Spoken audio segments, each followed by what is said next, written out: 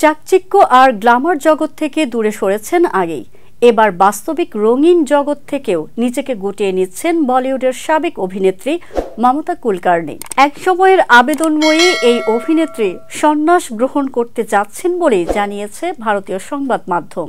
শুক্রবার মহাকুম্ভে এসে স্নান করলেন মমতা কুলকার্নি। শুধু তাই নয়, এদিন তিনি গ্রহণ করেন সন্ন্যাস। কিন্তু আচমকা এমন সিদ্ধান্ত কেন নিলেন বলিউডের সাবেক এই অভিনেত্রী? নিজেই প্রকাশ্যে আনলেন তার কারণ। সংবাদ মাধ্যম ANI এর পক্ষ থেকে একটি ভিডিও প্রকাশ্যে আনা হয়েছে, যেখানে দেখা গেছে মমতা কুলকার্নি পিণ্ডদান করছেন। পিণ্ডদান সেরেই জলে ডুব দিতে দেখা যায় তাকে। তারপর জল থেকে উঠে এসে তিনি জানান, সন্ন্যাস নিয়েছেন মহাদেব ও মহাকালীর নির্দেশেই। এই বিষয়ে বলিউডের প্রাক্তন অভিনেত্রী বলেন, মহাদেব মহাকালীর আদেশ ছিল। জানা গেছে শুক্রবার মহাকুম্ভে আসেন মমতা কুলকার্নি। গিয়ে দেখা করেন মহামণ্ডলেশ্বর ডাক্তার লক্ষ্মীনারায়ণ ত্রিপাঠীর সঙ্গে, আশীর্বাদ নেন।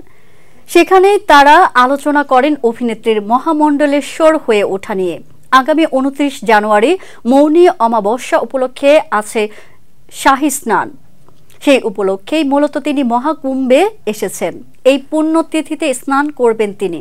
এখান থেকে সব আচার অনুষ্ঠান সেরে তিনি যাবেন কাশী বিশ্বনাথ ধাম। সেখান থেকে যাবেন অযোধ্যায়। বর্তমানে তিনি 10 দিনের আধ্যাত্মিক যাত্রায় আছেন।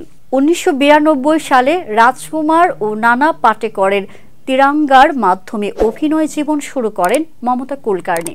90-এর দশকে করণ অর্জুন, ওয়াক্ত হামারা হে, ক্রান্তিবীর, সবসে বড়া খিলাড়ির মতো হিট সিনেমার নায়িকা ছিলেন তিনি।